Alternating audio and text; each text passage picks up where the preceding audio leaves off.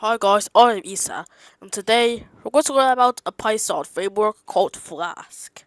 Okay, so Flask is not really a framework, it's more of a micro framework. Well, whatever that means. Alright, anyways, so Flask is used to make, websites.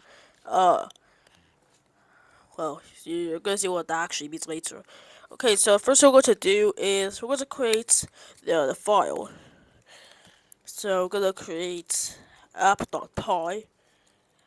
Then I'm also gonna create a folder called templates, and inside of it will be index.html.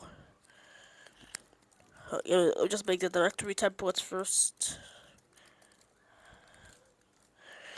So now I could make the index.html, and okay, so those are our stuff. So let me just open app.py.